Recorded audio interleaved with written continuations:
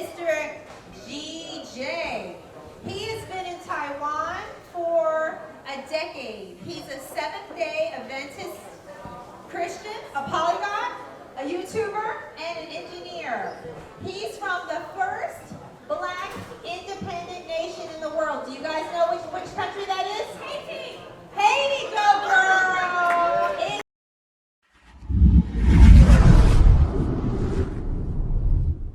has something to tell us. Let's hear it.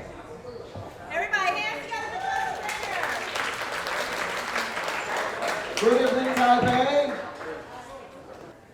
Well, when we lose our common sense, it's so easy to do everything by chance, so that things can happen by coincidence. There's a man I know. He was in a small neighborhood. And then he said, one day I want to go around the world and see how beautiful the world is. And then that man started traveling. The first place he went was a jungle. And then went to the jungle, saw so many different animals with so many different colors. He said, wow, this is beautiful. The monkeys, the gorillas, the snakes can be so colorful that, wow, you can be like, oh, what? Is this a snake? It's so colorful. Multicolored snakes. Have you seen them? No? All right. Now the next place he went was fruit market.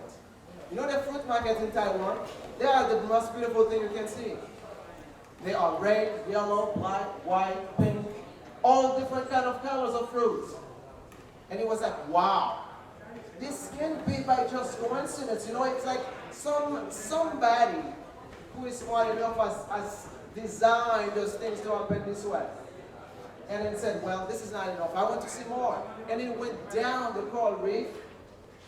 She was diving. And then while he was diving, he saw so many species of fish in all different colors. He was like, wow, man, I think there's a God.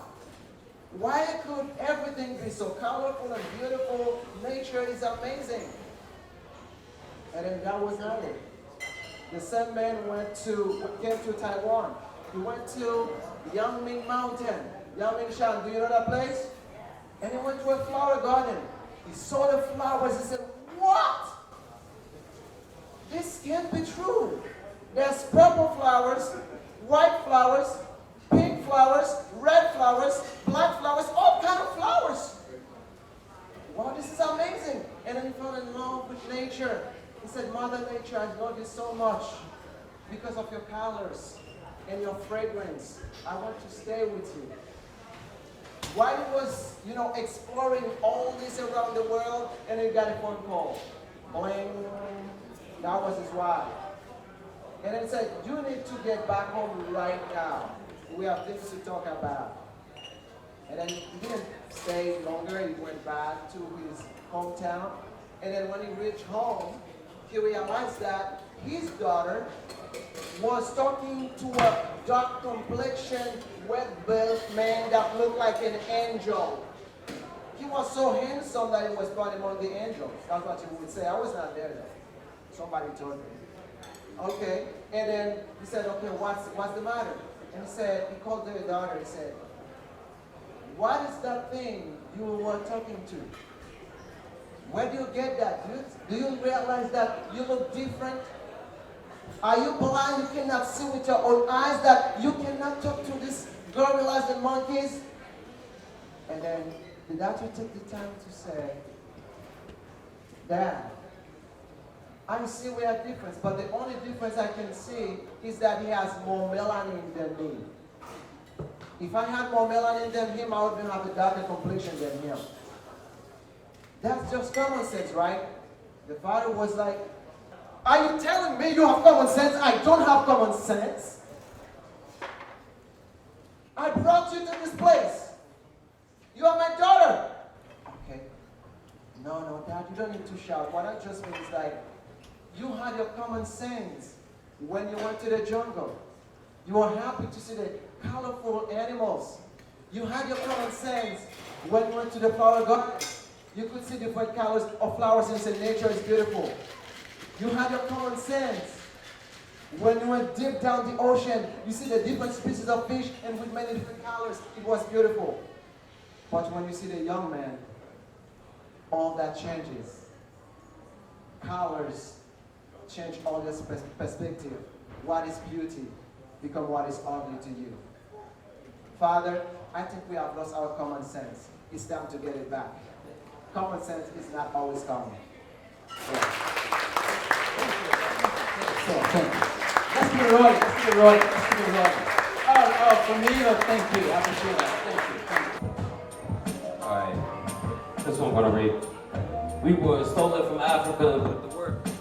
Millions of other families took for the same purpose. Agriculture and textiles to work for no pay. Millions of families died during the slave trade. Trillions of dollars were saved by our masses. Fast forward to a black president and rich rappers. What happened in between? Was it just a mishap or ancestors of African surviving disaster? I'm baffled. Can somebody provide the answers? Are black people just unpaid backup dancers? Are black people honestly given the same rights or given the same fight? If my house is burning, would you murmur all houses matter and get mad if I riot the same night? I'm a matter how sad I get. I'm a product of disenfranchisement. Shit. I'm Tony from Washington, D.C. I will walk on this, but I'll fall off. For real though, I'm gonna deliver this last fucking verse. And the staple of the statue that really needs to be built is to this man, Ghanniy. We are black, white, Latino, we are Childish Gambino. This ain't America, but we all about the memes though. We are cis, male, female, trans, and gay queer. We are non-binary, we are pine, we're in here, we are geniuses, we are mentally ill, we are damaged. We speak dialects of patois, some of y'all speak Spanish, we are skinny like me, or fit or fat. We are beautiful, united, ain't no doubt about that. We have our own perspective, ain't no doubt about that. And shout out to my allies, you don't have to be black to share my back and share the pain watching our people die. Walk into the store, or even try to drive this wild. But we stand for Hong Kong, Falun Gong. We want to save their nature, to right what's wrong. Help us form action from all this chatter. That's what we say when we say Black Lives Matter, cause I am Tony from Washington, D.C. Nice to meet you. Apologize for the heat. I'm sorry that these words might preach you, but Black Lives Matter to you and to me. Look, I'm Tony from Washington, D.C. Nice to meet you. I'm sorry about the heat. Look, I hope these words don't really beat you, but Black Lives Matter to you and to me. This was really the part where I was supposed to freestyle and shit, but this ain't really this type of occasion. My man right there with the bow tie, he was f***ing amazing though, like that shit was incredible.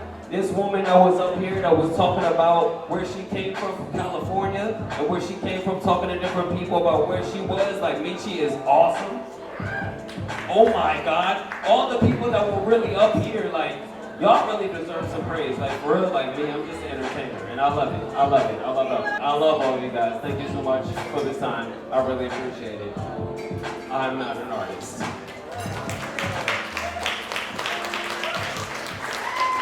You really just like clapping for yourself, and I appreciate that, really, clap for yourself. Thank you, and my tongue just next month again, so enjoy. And for what is going to follow, it's gonna be really fast. So take your phone, take your camera up, and start recording. Because it's history. History is coming to happen. And the truth is, my phone is low battery, so I need videos. So please help me record that moment. DJ, please, go. Yeah. Check. Woo! Check. I'm a black man and a smart guy. You can't blackmail me. I'm already too black. I hate racism, like I hate breast cancer. I've always loved my skin, even before Black Panther. I'm a black son, I'm a black brother. And a few weeks ago, I became a black father.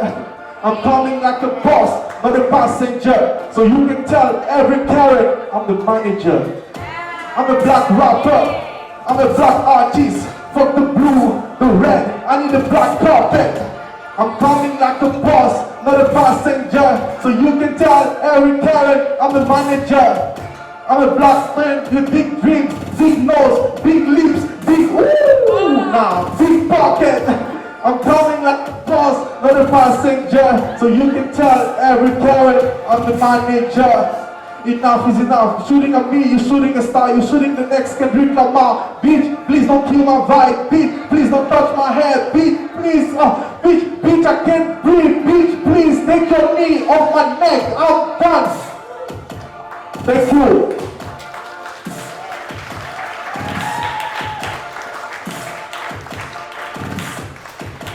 Youguei, everybody, Youguei! Okay, come up here real quick. Come up here real quick.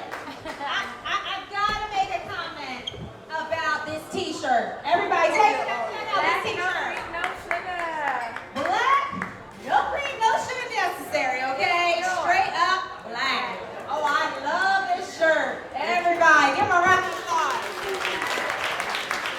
All lives cannot matter until Black lives matter, where I come from. Now that is a very US-centric thing. Why am I here in Taiwan talking about what matters in the US?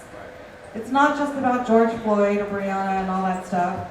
Part of it is like, I'm a hypocrite, right? I teach intercultural dynamics. I tell future psychologists, you cannot treat people unless you look at your own assumptions. So my mom and my dad would drive us through downtown LA and they'd say, lock the doors. This is the dangerous part of town. I'd look around and I'd be like, okay, I'm learning. This is the dangerous part of town. And what I learned was that I cannot treat people until I learn my own biases. So I brought my students here to Taiwan. And some of them were approached and asked to have their picture taken, and some of them had their picture taken without their consent. And some of them had their hair touched without their consent. And I had to protect them. I had to say,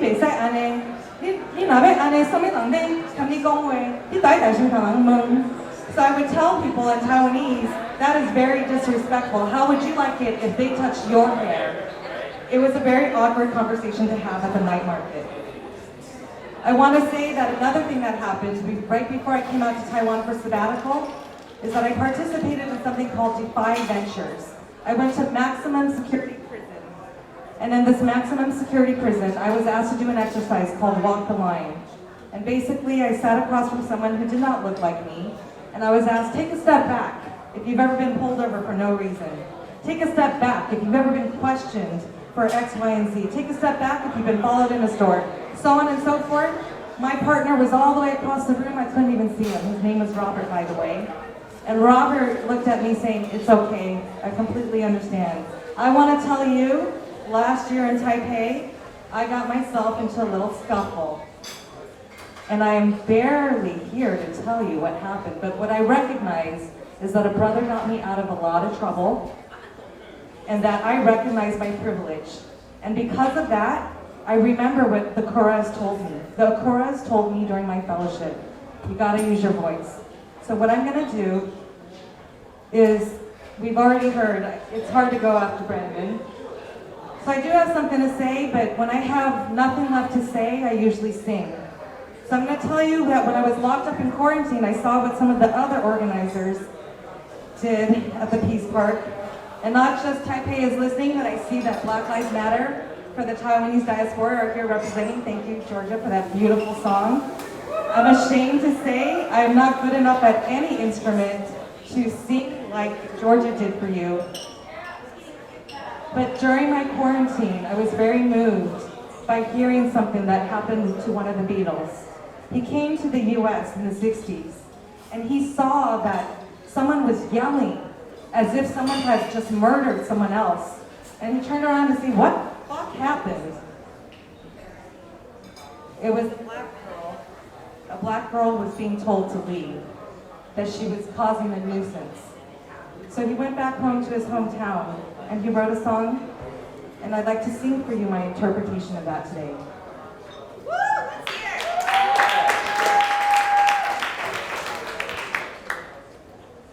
Blackbird singing in the dead of night. Take these broken wings and learn to fly.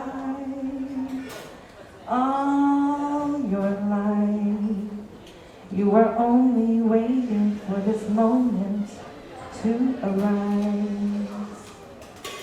Blackbird singing in the dead of night. Take these sunken wings and learn to see. All your life, you were only waiting for this moment to arise. Blackbird fly, blackbird fly, into the light of the dark black night. You were only waiting for this moment to arise. Thank you very much.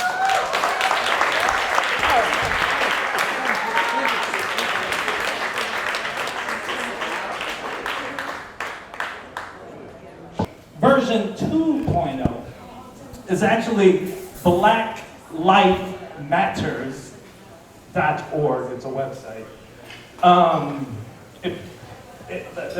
What happened here is they created the Black Lives Matters hashtag. They started the movement with the protest in LA. And that hashtag naturally turned into what you guys are familiar with, version 3 and version 4, they're kind of together. Black Lives Matter. Now, Black Lives Matter, that's the hashtag that anybody can use. Ghanniy can use it to create this beautiful thing here. Russians use it to disrupt elections in the US. Some Australian guy used it to sell hundreds of thousands of dollars in shirts because he had the largest Black Lives Matter Facebook page. So, you know, when you see Black Lives Matter, you gotta look at it with a discerning eyeball. So that's version 3. Version 4 is the official organization that was formed in the United States by a couple of black women, who I kind of have a problem with because they never gave credit to the original black women, but that's a different story. So now there's an official organization. But again, the official organization and the hashtag aren't like, they're connected, they're not, you know, they're whatever. All right, so I'm gonna wrap this up. I don't wanna go too long. But what you're experiencing right now is Black Lives Matter 5.0.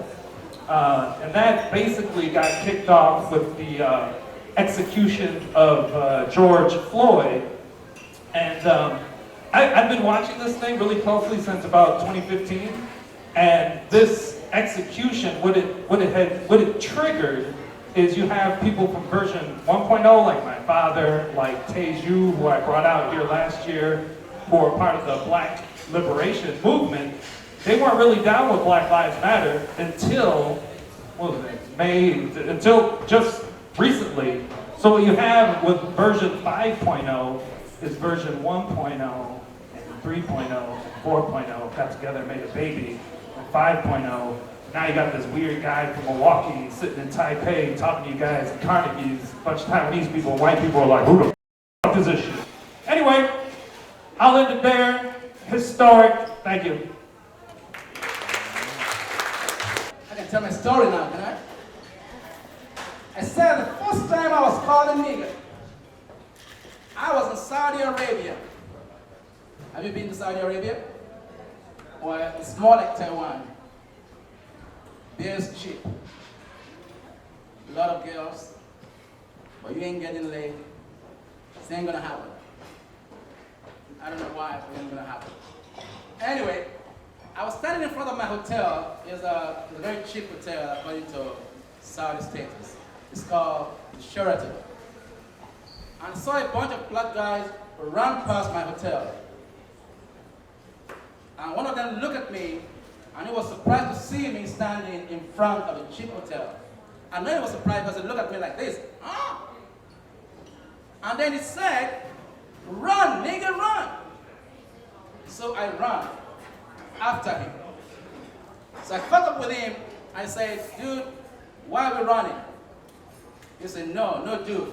Name is Ali Hamid. I said, okay, Ali, why are we running? He said, because police. We're running from police. So I said, why are we running from police? Then he goes, huh? Like I'm stupid or something. I said, you need to stop doing that. I don't know why you're running. He said, then he asked me 3 questions. He goes, do you have a passport? I said, yeah, I have a passport. He said, really? Do you have a visa? I said, yeah, I have a visa. Everyone has a visa. He said, do you have work permit? Sure, I have work permit. He said, you, my friend, you're another nigger. You're a white nigger. Good. At that time, I was happy because I thought that was a compliment. You know what I'm saying? I figured out later that it wasn't a compliment. Thank you, Ghanniy. Thank you, Ghanniy. The next person we have is going to share some poetry with us. Her name is Tobie, and she is a fellow sister from Dallas, Texas. Texas in the house. Woo-hoo! All right, everybody, big welcome for Tobie. Hello. Hi, my name is Tobie. I've been here about 4 years, and I also do some poetry. I mean, most people know me from CrossFit or from some of the queer events, or just I like to party, so that's one of my main things. But in my free time, in my spare time, I like writing poetry and expressing myself through poetry. So today I'm just going off the top of my head. Been thinking about this all day, what I wanted to say, and it was hard to put it on paper. So today is just coming from my heart with love.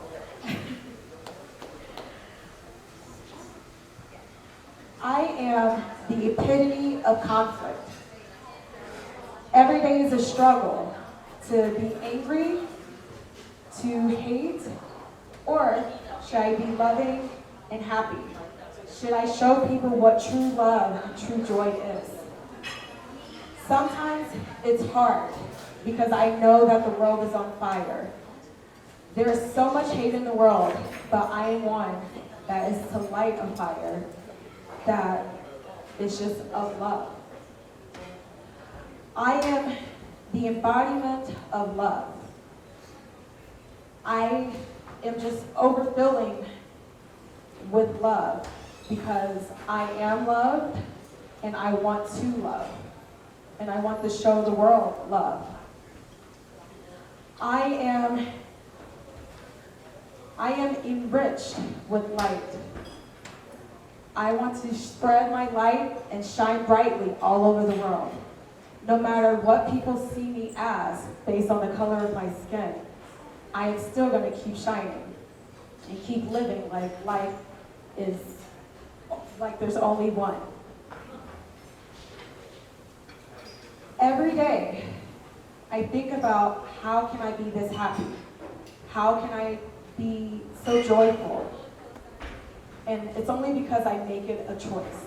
I choose to be happy, regardless of any trials or obstacles. I know I have something to be thankful for. I have great friends in my corner. I have my family. My family got my back at all the time. And then I'm here in Taiwan where I can speak and share my voice. While there's others out there that want to silence my voice. But my voice is the only thing that I have. No matter how croaky it might sound, I still have a voice and I have an opinion that I want the world to hear. Being Black is a privilege because there's only one me and no one else can steal that from me. A lot of people force us to assimilate or change or erase who we are, but they can't do that. No matter the struggles that we face, we always overcome, no matter what. Thank you.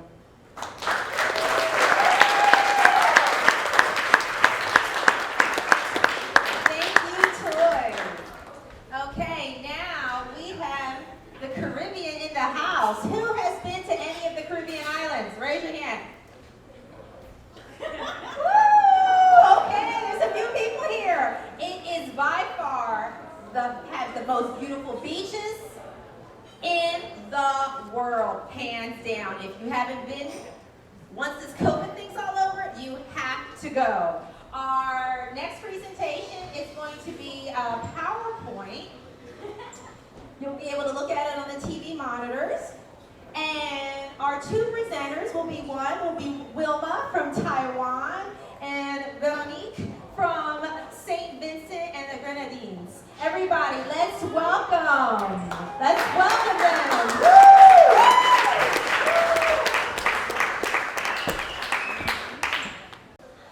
Angie is hailing from Florida. Florida. But she's not from Disneyland and she's not from the super hot Miami Beach. Today, she's going to give us a little bit more of a smoother vibe from Florida. She is from Palm Beach. Everybody, let's put your hands together for Angie.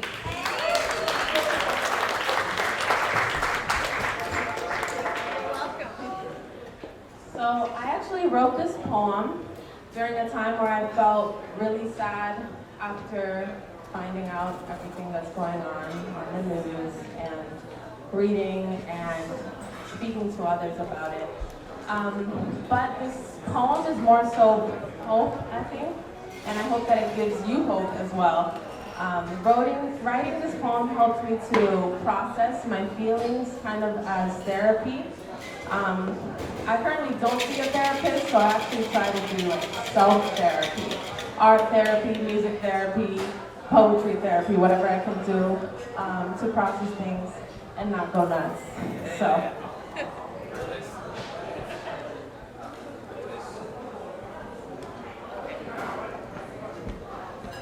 Ironically, it's called Marriage. Maybe when you listen to it, you'll understand why. There is a vow we must make. There is a choice to take. I hear some people in the back. This is a poem, so like it's not gonna be super loud. And if you hear something that you like, please snap your fingers. Okay. That's like how, this. yeah, that's how slam poetry works. So yeah, Okay. thank you, I appreciate it. There is a vow we must make. There is a choice to take. This vow needs renewing every so often. The choice needs pursuing to be softened, so as to become moldable, having the capability to transform into whatever we desire, as long as it serves the collective higher power. Let love reign. A song in the shower. I'm a black woman. I'm a black woman. A peaceful night held by a lover, whichever their color, that doesn't matter. Black lives do. A warm embrace from a mother, a sweet mother. Let love reign. We'll say to one another every time a heart breaks. A life is stolen with haste. A trial is tough to face. Let love raise. Crystal clear our minds of clouded judgment. Stop thieves from infringement. Help us heal from lamentation. My utmost requests. Thank you.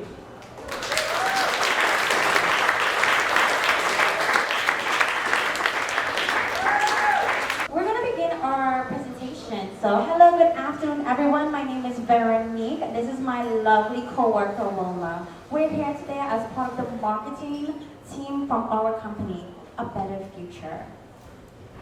大家好，我叫 Wilma。我们今天要来做一个 presentation。那这个 presentation 我们是来自一个 A Better World 公司。那我们今天会向你们介绍2个新产品，能让你的lifestyle 你的生活形态更好的。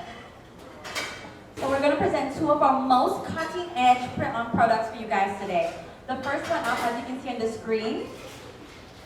So this one 你们可以看得到那个字是写末版显示，它是一个像印章的一个 logo。那这个 app 呢，它主要呢我会一一向你们介绍。像这是第1页，它有地图，然后可以让你如果你看到外国人的话，你可能会有很多问题，比如说他们从哪里来，做什么的，为什么在台湾这些问题。苦。那这个 app 都可以帮你们解决。So on the first page of our app, you guys will notice there are 3 icons on the street. The first one is very reminiscent of an app that we all use every day, Google Maps. I use it to get from my house to anywhere in Taipei, any and everywhere. This app, when you click on the location, it's going to answer one of the most important questions that I get asked in Taiwan. 你从哪里来的? Where are you from? The second question I get asked all the time is 你会不会讲英文？那英文是不是你的母语？你在这边，我可不可以碰到你的头发？ 那我们接下来呢，我们要介绍我们的第2个产品。那在他们点的同时，我会先跟大家先介绍一下第2个产品呢。我们将要讲的是一个，大家有没有听过 hair Ghanniy？ 一个蓝色的小熊软糖，就是吃了以后头发会变得很好的。我们今天的产品呢，就是以那个为发想，那来介绍给现场的朋友们。那这个产品的名字叫做挪停。 Okay, so everyone has heard of sugar bear hair, right? Now, if you have heard about sugar bear hair, please clap your hands. No one? Oh, clap your hands. No one has used sugar bear hair. It's everywhere on Instagram. The Kylie Jenner uses it. All the Jenners use it. So our next product is very similar to sugar bear hair. It's there to promote hair growth filled with luster and vitamins. Everyone needs good hair. Why do you need good hair? Your hair needs to be shiny. It needs to be healthy. Your scalp can't be tore up from the floor up. Your hair has to be good. And part of keeping your hair nice and healthy is to have healthy hairstyles. This is our product. Naughty. It contains the vitamins R, E, S, P, E, C, and the vitamin T in order to help you keep your hair in your head, to keep you respecting other people's culture. Remember, all of these things, a daily dose, can keep your scalp looking healthy, looking fresh, and stop you from culturally appropriating. 所谓挪听呢，就是文化挪用停止。所谓文化挪用停止呢，就是滥用其他人的文化，可能不知道他的背景，然后直接套用在自己身上。那这就是为什么你的头发会掉下来。所以我们今天这个产品呢，就是如果你停止文化挪用的这个事情，你的头发就会停止掉落。Okay, and that is our presentation for today. Thank you guys so much.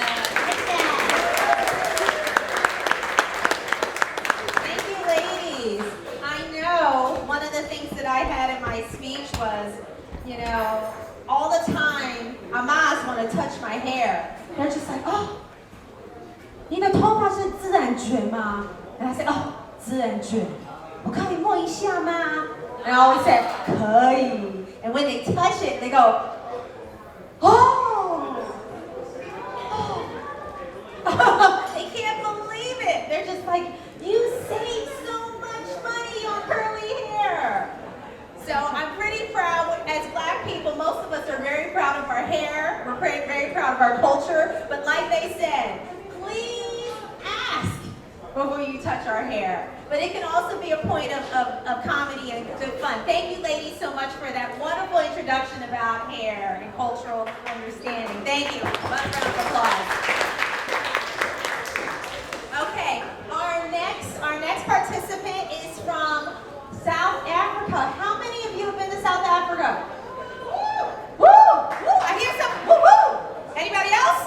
South Africa. South Africa in the house. Woo! Another one. Same person. Same person. Okay. Anyone else? South Africa. Woo! There's someone in the corner. South Africa. Okay, great. We've got 2 people representing in South Africa who've been to South Africa. Our next person, his name is Tobie. He is a white South African journalist and filmmaker who grew up during the apartheid. Are all of you familiar with apartheid? Some of you younger folks may not remember. He witnessed some of South Africa's most momentous and historic events, including Nelson Mandela's release from jail and the Truth and Reconciliation hearings in 1996. I remember this very clearly because I watched it on television. Amazing. He shares some of his experiences with institutional racism, reconciliation, and personal transformation. Everybody, let's learn about the Black life experience from a South African perspective. Mr. Tobie Openshaw. Thank you very much. All right, good evening, ladies and gentlemen. So I first like to make 3 acknowledgements. Firstly, tonight I'd like to acknowledge the indigenous people of Taiwan, and that we are here on their land, and we support their struggle for justice and reconciliation, their cultural rights, their land rights in Taiwan. Thank you. Secondly, you know, whenever I take a taxi in Taiwan, I get the usual question, oh, ni Megoran. I'm like, no, I'm not from America. So where are you from? I'm from South Africa. And the next question always is, but you are not black, ni Busaheran. And I always go, yeah, no, I think I'm going to stay this color. But tonight, hold on 1 second. Tonight, I would just like to acknowledge that we are here to hear black voices. My white voice is not in order to supersede any of your voices here tonight. Thank you. Secondly, okay. July 18, does anybody know what today is an international day of? Any of the South Africans? It's Nelson Mandela International Day, people. Okay? So today I'd like to acknowledge one of the greatest sons that South Africa ever produced, Nelson Rolihlahla Mandela. So when Nelson Mandela went to jail in 1964, I was 2 years old. And in the 27 years that he spent in jail, I grew up, went to school, had my first kiss, went to university, did 2 years of compulsory military service, got married, had kids. You know, when they said they were going to put him away for a lifetime, they really did mean it. So I grew up in apartheid South Africa. White schools, white beaches, white toilets. The whole system of apartheid did a very good job of keeping me apart and separate from my black brothers and sisters. The only black people I knew were the cleaners and the gardeners. And that was when I had my first wake-up call. In South Africa, black people had to carry a pass book that allowed them to move in certain areas in South Africa. They called it the Dom Pass, the stupid pass. And only black people needed to carry that in order to control their movement. My dad employed a gardener who was technically there illegally. And one day the police showed up. And they put him in the back of the van, and I still vividly remember, I was a young child, but I remember how his hand shook when he handed over that pass, and the despair in his eyes when he knew that his time was up.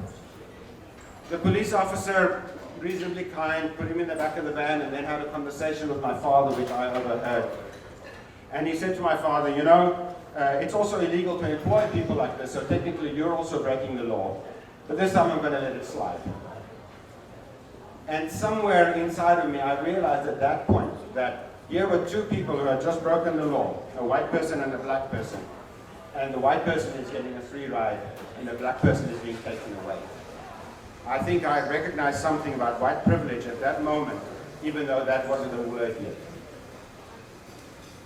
So much slower and much later than I care to admit, I began to figure out that this system of apartheid in South Africa, that everybody was telling us, this is the way things are, this is the way things should be.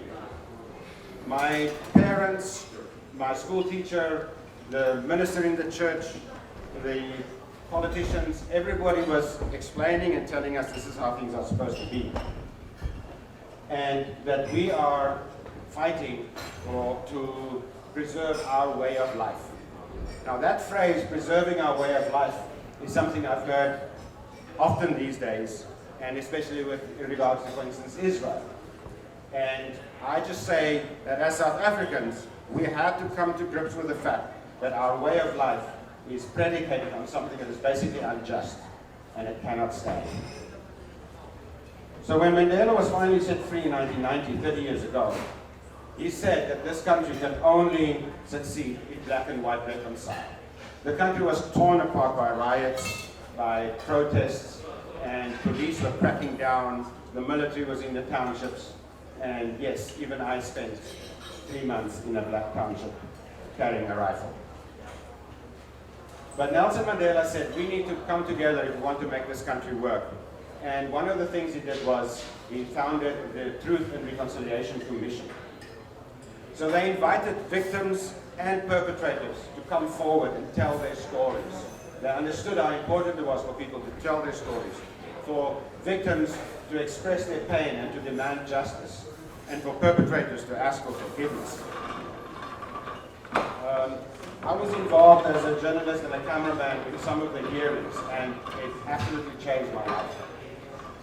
As children and growing up, we were always told that the stories about police brutality, torture, people being disappeared, those kind of things, were things that the foreign media was blowing out of proportion and wasn't really that bad. But standing there with the camera and listening to a police officer, a security police officer, talking about what they did to people, how they tortured them, how they threw them out of windows of high-story buildings and then said they slipped on a bar of soap. Hearing them actually say those things right out there removed any idea I could still have that this wasn't real. And it was really an epiphany for me. And the TRC in South Africa has been criticized for many things, but the fact is that for people individually, it made a huge difference. So, as a conclusion for me, as a white boy from the most explicitly racist regime, if I can wake up and find redemption, then I believe so can white Americans. And if you need to set up institutions that uncovers the truth of the systemic racism in America and addresses those issues, then those things have to be done. And but I've got to tell you that Americans came to South Africa in the 90s and said, you cannot do these things. You cannot arrest people and keep them without trial. You cannot arrest people and brutalize them for protesting peacefully. Americans came and told us these things are wrong. And today we see those very things happening in America. And it really saddens me very much. I'm from Canada, and from a very small town. It's called Woodstock, Ontario, Canada. We had 27,000 people. We had a cow that was our claim to fame. We had a statue of the cow, too. Nothing terrible there, I think. It was a beautiful cow. And, but I remember walking around, and I remember asking my father, because I found out we had a 45 player, and I wanted to own some songs I heard. And one song in particular was a song I really wanted, and it was Pass the Dutchie by Musical Youth, right? What was it? Was it Musical Youth? Pass the Dutchie, bunny head, come inside. You know that song? I'm dating myself, I know. I'm telling you, I was young. I was really young, like really young. And I said, Dad, I want this song. And my dad said, oh, I didn't know you liked N-word music. And no, I'm young. Yeah, I think we all know what N-word is. So I'm young, and I hear my dad say that. So at school where my teacher, Miss Musico, was an awesome teacher. She was very, very affectionate, and actually she had a lot of passion. And she was teaching music. And she started teaching music, of course, the classics. She started teaching classical music. And then she moved to blues. And she moved to soul and R&B. And I can bet that you know what I said when she brought up B.B. King. And she brought up, and I said, oh, that's N-word music. And actually a few friends, a few like classmates, they all were like, what? And I didn't know. The teacher stopped the lesson. God bless her soul. Stopped the lesson. She was like, okay, Brandon, we're going to have you go outside. And I didn't know why, but I felt ashamed. I was horrified. And she said, you're going to go outside. And she put my desk outside and told me to wait for her. She finished the lesson. There was only a couple more minutes left. And then I waited for her. And then she took me down to the principal's office, and they had a long meeting inside, and I could hear the principal and Miss Musico yelling back and forth. And I was outside, just kind of sitting there, you know, with just my feet kind of dangling, just waiting. And finally, my teacher came out with a letter addressed to my parents. And they didn't punish me. I was like, well, this is weird. But I could read what the letter said, and it was asking for an explanation why I said that. And I went home. And I gave that letter to my mom, who in turn gave that letter to my dad, who proceeded to fight a lot that night. My mom and dad fought really, really loudly and really for a very long time outside. In their room, and I was outside their room. It was brutal. It was a terrible, terrible time. But honestly, they fought a lot back then, so it was just another night.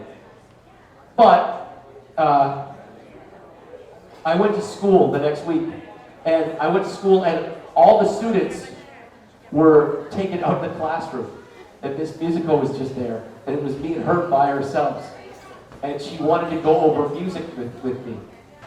And she started playing the Jackson 5. And then she started playing James Brown. And then she started playing Miles Davis. And then she started playing, well, you get the idea, Stevie Wonder. Wow, man. And she played everything that was amazing. I loved every single thing I heard. And she called the rest of the students in, and we were listening to Michael Jackson's Human Nature. Yeah, what a great. Quincy Jones produced it. Yeah, right.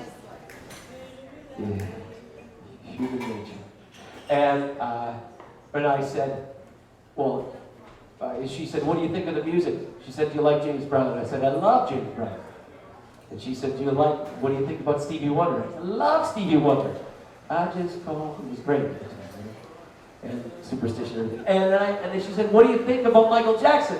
And I said, I love Michael Jackson. And she said, well, Brandon, she said, well, you don't love N-word music. You love music. And you have a lot of people to look up to. And they don't happen to be the same color as you, but you love everything they do. And I was like, yeah, you're right, I do. But she could tell that I wasn't coming from a place of hate. Hate is taught. I think we all know that. Hate is taught and acquired through family, and sometimes friends.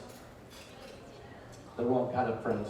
Anyway, the point was I went home later that day, and my father had moved out, and I hadn't seen him in a while.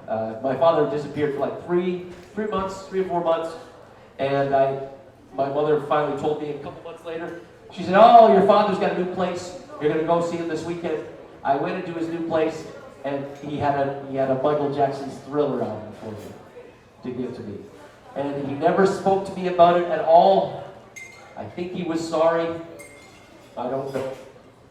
But I do know that that's my one time that I said that. And I do know that, I'm a white guy, very white. If you look up in the dictionary under white privilege, there's just a picture of me showering. Really, I know that. Tony, you know that. You know, I try to give back as much as I can to my friends in the community. But can I just say this? I didn't plan on saying this, but I just saw it again on YouTube. There was a clip of Louis Farrakhan on Phil Donahue. And I remember there was the entire audience was white. And Farrakhan is sitting on the stage very, very solemn. And he's basically telling her, and telling a lot of the audience, she was like, why can't we just love each other? Why can't we just love each other? And Farrakhan said, my dear, it does not matter if you love me. You are not the person that I seek love from, that I need love from, that I need acceptance from. You are the wrong person, unfortunately. And it hurt me as a white person to think that, oh, well, I I love you, so it's better. It's not going to be better until people with true power. Then I'd like to think that I do have some voice. Anyway, so I'd like to help as much as I can. I want to get off the stage now. White guy time's up. Thank you very much, everybody. Out of her very, very tight schedule. Because you know what she's doing? She's binging on How to Get Away with Murder. Has anybody watched that show? Really? I don't watch it. They talk too fast. I can't understand what they're saying. But she's busy watching that show, and she said, okay, I'm going to come here and make all of us laugh a little bit. So thank you, Eliza, for coming out here and making us laugh a little bit. And everybody, be prepared, because she is going to kill it. Everyone, put our hands together for Eliza Pennell. Hi guys, thank you. Sorry for that somewhat cheesy intro I asked Diana to read for me. I just have to take any opportunity I can to encourage people to watch that show, How to Get Away with Murder. It's amazing. Viola Davis is amazing. You won't regret watching it. But the other reason I'm here tonight is to roast my family for the cause. I come from a pretty poor white family, pretty poor. I don't know if you guys have seen headlines in the last few years that are like, millennials are going to be the first Americans who are poorer than their parents. And two things about that. First of all, duh, look at the f***ing country. Secondly, my parents were actually ahead of the curve on this one. They were poorer than their parents before it was cool, okay? My grandparents, both sides, they were pretty fine financially. And I guess my parents were like, you know what? We're not gonna push aside our white supremacy outright, but the whole generational wealth thing, you can keep it. We're not really in it for the money. Love of the game kind of thing. So my parents, they identify politically as libertarian, which if you aren't really familiar with what that means, that's like kind of when two people who have been fairly privileged throughout their lives drop out of college so that they can get married, because that's the only way that Jesus will let them have sex. And then they start having kids that they can't afford. And so the only way that they can feed those kids is with WIC and food stamps. And then a few years later, they decide that anyone different from them should not have the same assistance. So they're great, they're great. We struggle with this, right? A lot of people in families like mine, especially this year, like how do we talk about these issues with our parents? These racist issues, these misogynist issues, homophobic issues, transphobic issues, so many issues. We've all heard it, right? We've all heard the person that's like, well, I would love to call out my Uncle John when he says some racist but I just want Thanksgiving to be fun. As if anyone is going to be like, well, shit, we didn't think about Thanksgiving. This guy's right. Let's call the whole thing off. For me, I think a good rule of thumb when I'm talking to my parents about some of this stuff, I never want them to stop speaking to me outright, right? That's not helpful. But I think if they're always a little uncomfy talking to me, I'm probably doing something right. Like, I called my dad this year on his birthday. His birthday, right? I call him and I'm like, hey Dad, just calling to wish you a happy birthday. And his voice, he's like, oh, hi Eliza. Yeah, it's my birthday. Just like in his best, when is she gonna bring up some liberal bullshit kind of voice, you know? So, what else was I gonna say? Oh, my favorite thing that my dad is afraid of. He gets really afraid when progressives talk about taxes, right? Higher taxes, ooh. And I was like, I don't know how to break this to you, but we're not talking about you. You don't have any money. Calm down. That would be like some random person walking down the street. They see the paparazzi like across 4 lanes of traffic, right? Looking in the other fucking direction from them. And they're like, hey, paparazzi, yeah, you. Leave me alone, no photographs, please. I just want to live a normal life. And they're like, who are you? We're just waiting for Viola Davis to come back out of this building, but I don't know. Okay, thank you guys. That's my time. That was awesome, everybody. Thank you so much. Thank you so much. Oh, how y'all doing, guys? Are you having fun? Yeah, you're not expecting to be fun, right? You're thinking you're gonna be talking about being able to be so sad. No, we don't do sad. I don't do sad, man. You know, I try to make things a bit fun, you know. How's everybody doing tonight? Hey, hello, how's everybody doing tonight? Yeah, that's better. For you guys who don't know me, my name is Devonte. You can just call me Tay. I come from Las Vegas, USA. Yeah, any Americans? Yeah. All right. We up in here. Yeah. What happens in Vegas stays in Vegas. Well, I shouldn't have drunk that Hennessy and stand up on the bar, but it's all good. You know, we're safe. We're in Taiwan, right? All right. Anyways, America is great, right? It's great, right?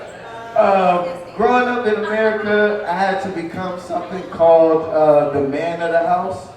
It is something that happens when the father is ripped from the black homes, you know, black Americans. A lot of young guys, they don't have their father around. Most of their fathers are either in jail or they're dead. My dad's just in the military, so I didn't really have to deal with that. But yeah, so America is really crazy. There's 2 sides of this Black Lives Movement. There's one side that's saying, basically like, this is just gonna blow over after a few minutes, after a little bit of time. And there's another side saying that, this is actually my side, no, this shit is actually gonna last as long as the coronavirus lasts. Because people don't have nothing else to do but to go outside and protest, right? I mean, just think about it. If they start opening up America and letting people work here, it'll probably just disappear just like every other issue. Like the issue out in Hong Kong. Kind of disappeared from the news, right? Because of this coronavirus. Kobe Bryant, he passed away recently. He disappeared after this coronavirus. Yeah, it's kind of messed up. Things are disappearing, but not this time. This time it's here to stay. Hopefully, I truly believe that this Black Lives Matter movement is actually going to make a change this time. You know, you can only do things the wrong way a bunch of times until you get it right. But what was the man's name that created the light bulb? You figured out like 1,000. Yeah, Thomas Edison, that guy. Took him like 1,000 times to figure out a way to not create a light bulb. And I'm pretty sure it hurts sometimes. But I'm pretty sure this time we're gonna do it right. Hopefully, it's kind of bad to say, this coronavirus lasts a little bit longer. Because if it doesn't, then that means that people are not gonna protest anymore. If you're telling your friend, hey Jimmy, are you ready? We're gonna go and protest today. He's like, man, I haven't seen strippers in a couple of months. I haven't seen strippers in a couple of months. I think I'm gonna skip this one out, okay? You're like, come on, man, it's for the cause. It's for the cause at the strip club, you know? So, in America is really it's messed up because they have infomercials that show Africa, and it'll show the most poorest places in Africa, and they'll say something like, oh, you donate $1 and you can save an African's life, right? That's some bullshit. Because there's a lot of beautiful places in Africa. There's Ghana, right? Huh? Have I ever been to Africa? No, I've never been to Africa before, but I will one day. But just think if the roles had switched, what if in Africa they were showing all of the poor homeless people out in the United States saying, donate $1 and you can save an American's life. Americans will be pissed. They'll be pissed. They'll be like, look, this is not what America is about. All right?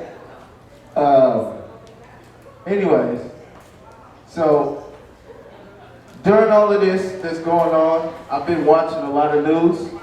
I've seen this really, really interesting gentleman, really interesting African American. He was on the news, and basically the news reporter, she was basically watching protests going on in the United States, and she basically had grabbed a man after the riots had kicked off.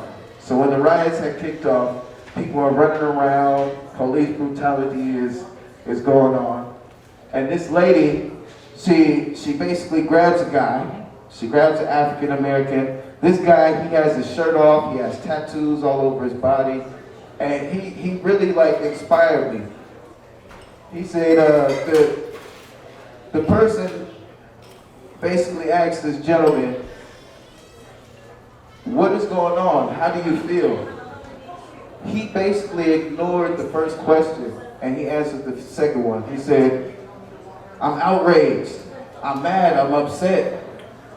You know, these police officers are beating black people up and killing them for no reason at all, period.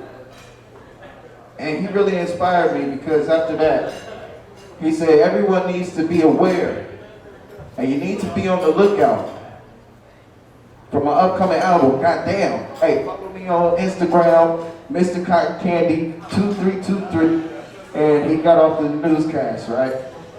I looked at him like it was really inspirational because during all of this bullshit that's going on with the virus and the Black Lives Matter movement, everything else that's going on around the world, he showed that during all of this, you just got to keep your head up and move forward and keep hustling. My name is Tay, and I'm out. Okay, we're going to have fun tonight. For that, let's have a pilot give us a little thanks. All right. Our DJ, I cannot wait until he starts bringing down the jams. He looks like Russell Simmons' brother, for real. Oh, okay. Did you all have a good time tonight? Thank you so much. Thank you so much for coming out. Again, I want to thank Ghanniy for arranging all this. Round of applause for Ghanniy.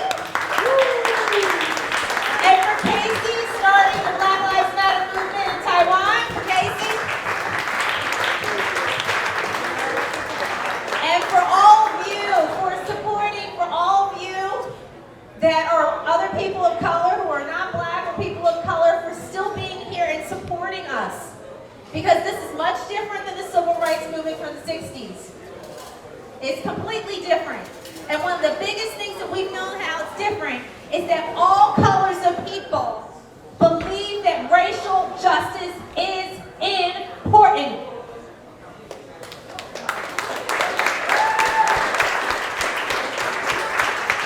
And it starts here with us, now, and today. So before we start taking off our shoes and getting our groove on, I want all of you to take one thing that after tonight that you are going to do to support racial justice. One thing. It can be the next time you see somebody or the next time you see something that's discriminatory, whether it's with a black person, an Aboriginal person here, or anyone who's different, you're going to educate the person on it. I want everyone to take one thing and make a promise to yourself for racial justice. Can you all do that tonight? Woo!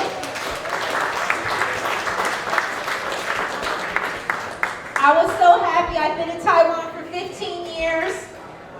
And in the 15 years I've been here, the first few years I was here, I taught in the American school in Taichung. I know. And one of my students lives in America now, and she's a part of the Asian for Black Lives Matter movement. And I know one of the reasons why she's in the organization is because she had a black teacher. And one of her classmates, I almost cried, is here tonight.